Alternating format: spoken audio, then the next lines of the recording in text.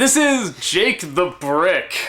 Doesn't sound very exciting. In many respects, it's not, but in other respects, I really fucking love this episode. It is, I mean, this is just that really strange, out of nowhere, bizarre scenario that can just really, like, take you by surprise, and you're kind of shocked how sucked into it you're getting. Just, what's gonna happen to this poor little bunny? It's Adventure Time's Watership Down. It's so... well, first, it starts off beautiful. I mean, if you notice, like, just Finn taking his time to go... I mean, there's some nice colors, nice backgrounds and stuff. They really sort of took their time with it. And he goes to see Jake, who has had this dream as a child of being a brick in a brick shack or wall or something like that when it finally crumbles.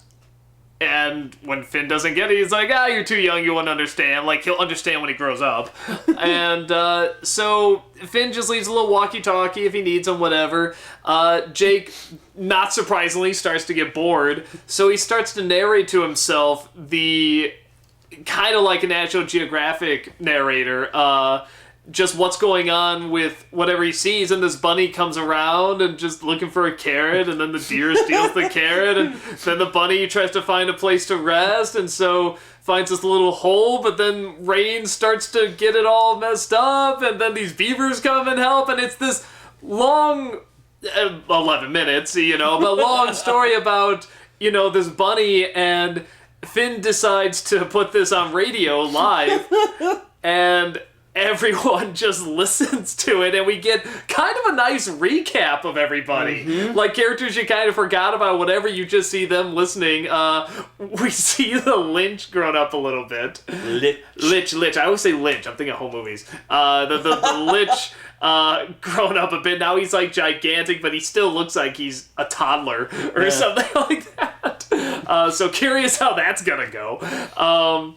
And you just sort of see all these characters. You see the Ice King's wife, working on something as well. It's like all these little sort of touches and hints of, hey, remember these characters? They're still around. They're still working on something. Like, maybe we'll do something with them later. Who knows? Well, yeah, you got to see Lemon Hope. You got to see Princess Cookie. Yeah, I mean, like... There's kind of a callback to almost like every character in a sense. Like, it reminded me a little bit of that Seinfeld where his show gets put on TV and it shows like every single character that's ever been on the show watching and like their reaction to it. Oh, you never saw that? Nah. It was okay. But it was neat. There is something really neat about like these callbacks to all these characters that you've seen, because they sort of bring back like nice memories and like, oh yeah, I forgot what happened to that character. Oh yeah, where did what happened here? And like I said, some you see grown up a bit, some you see what they're up to, and they're all coming together just to hear about this bunny, and they have like I Heart Bunny t-shirts and little signs rallying behind the bunny, and everyone just gets sucked in when he's talking about what's happening to the bunny's home, and it's getting destroyed by the deer.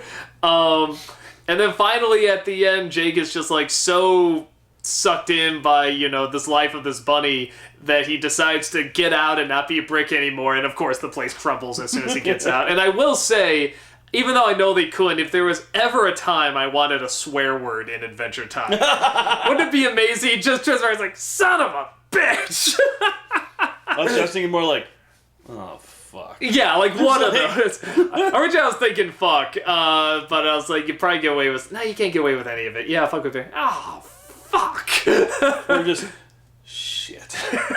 Yeah, just something. Like, what a great moment for a swear word. I know they can't do it, but it'd be amazing if they could. Somebody will dump that. Like, just take a line from another Joe DiMaggio movie or show or something where he swears, and just because Jake turns around when he looks at it, just put in, shit. Then Finn's like, hey, Jake, you want to come home? And he's like, yeah, I do. And then Finn throws the radio into the garbage. He finally gets in the garbage because he missed twice throughout it. It just goes, yes! And that's the episode. It's so laid back, obviously, because you're just watching Jake narrate the life of this bunny. And I mean this as a compliment, because I've said this about a few things. I kind of wanted to fall asleep to the episode because it was so relaxing. But like I said, I really mean it as a compliment because it's just the whole episode. Like I said, even at the beginning, it's just so relaxing. They got these nice backgrounds and colors and such. I really liked it. I thought it was a very pleasant, different, nice episode. I thought it was clever. I thought it was well written. I thought it was funny. And I really, really enjoyed it. I'm getting rid of cable and everything, or just TV in general. It like throws you off. One of the few channels I did watch was like Animal Planet and stuff like that. I loved watching the nature shows where that's exactly what they did. And like, yeah, you know, I'm watching this and I'm thinking about it and I'm like, God, that's kind of lame. It's just someone talking and narrating what's going on. And I'm like, that's all that's happening. But I always get sucked in, and this was one where I was like, oh, the buddy. Oh. Deers are jerks. Like, that was great.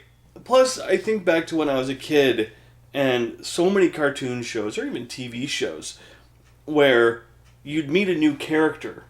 They'd be there for an episode, and then they'd never return.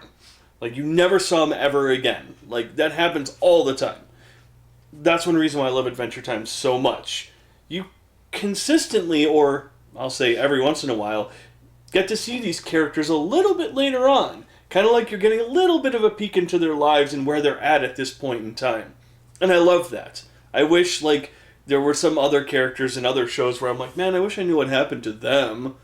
But this keeps you going, and I love it. Yeah, and it's, even for something that is kind of like, they're kind of just throwaway jokes, like, isn't it funny that all these characters you remember are coming together just for the life of this, you know, silly little bunny.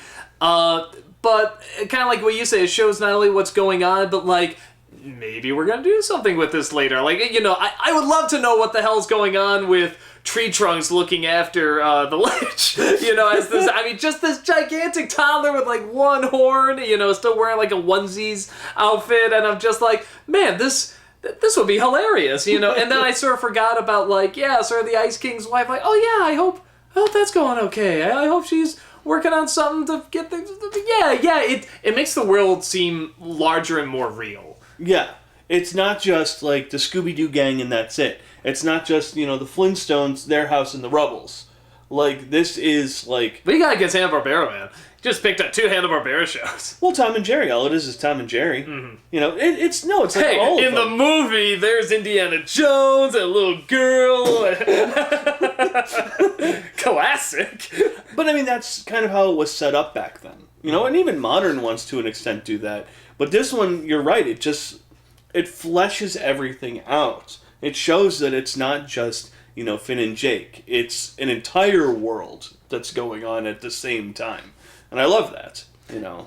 And I think, you know, for a show... How long has this show been on now? I mean, this is 7th season, I think? Yeah, I mean, I think we've both seen a lot of shows have come on, and it's like, after 7 seasons, it's like they wear out their welcome or whatever. And it's like, you know, every once in a while we'll see an episode, it's like, that one wasn't as hot or interesting, whatever, that one kind of seemed like, you know, it could have been stronger or something. But, I mean, I like seeing an episode like this, because it's still like, no, we can try something a little new, and we can mix it up, and we can make it, like I said before, just like kind of spontaneous, and you're not sure if this episode's going to be a serious one or a funny one or just an out of the blue, totally different one. Yeah. And I really like that. There's so few shows that can keep that going for such a long time, and I really like that they're still taking a chance and sort of trying new stuff like this episode. So, no, I thought it was definitely a really nice, laid-back,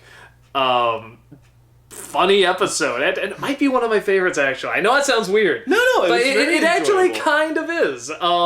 Because it just was so different. It was just so laid back and so just up my alley of like, that just sounds like a nice thing just to put on and relax. It's like NPR, kind of. Yeah. Which, if people don't like NPR, it's like, I get it. It's like, well, just a guy talking like this slowly over something. It's not especially funny or whatever. Yeah. You know, the Garrison Keillor stuff. But once in a while, I kind of like something like that. And it's in this very bizarre lineup of episodes and shows. It's like, it is nice to get an episode like that. For me, one reason why I stopped liking The Simpsons was because it was kind of the same thing continually. Yeah. With The Simpsons, yes, and don't get me wrong, they do stretch the bounds. They did try out different things. I'm not saying they didn't, so don't attack me for it. Oh, no, nobody likes The Simpsons now, don't worry. But it's, it started to get stale because you can only do so much with those characters. In a world like Adventure Time, anything is possible. Literally anything is possible. And they're always trying new and look at the Prismo episode. But it shows, just as fantastical as it can be, something incredibly simplistic is just as powerful and just as strong. When most TV shows, I'm a Family Guy fan, they can barely do it.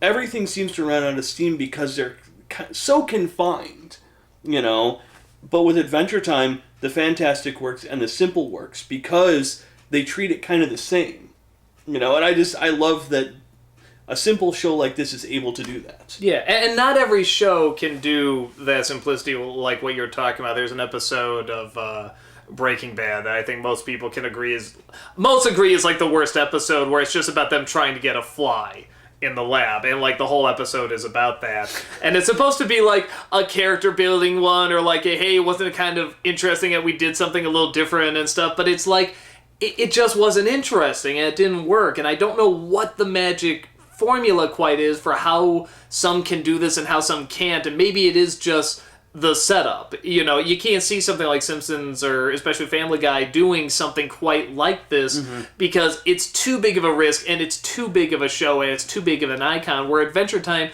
started off strange and it started off doing just kind of weird small stuff like this, and it sort of loved both the simplicity and the complicated and could go back and forth from the very beginning. So when it does do something very simple but still different, it can get away with it a lot easier and people can be just as happy with it. Plus, with the 11-minute time frame, that does make a difference. Breaking Bad was it really a full 40 minutes of that? It was the whole hour just trying to get the fly. That's a very good. That is a very good point too. I think because they have the 11 minutes, May was he has a disadvantage, but they very much use it to their advantage. Because if they need it longer, to be continued, just make it to be continued. Where you're right with something like Family Guy or Breaking Bad, it's you have to run that amount of time. Yeah. Just kudos, man. Good episode. Definitely, yeah. Totally unexpected. I was with the title Jake the Brick, I was thinking more along the lines of we were going to see how tough Jake was, or something along those lines. Not that he wanted to be a brick and that it was going to be a National Geographic episode. Awesome. I like this one a lot. Yeah. So, Naruto seems to be sleeping now, on top of his giant fluffy cat thing. I know he's doing it. There's a time where he might get up, but most likely not anytime soon, because he's a cat and a lazy fuck. As we discovered last time, very prejudiced against gays.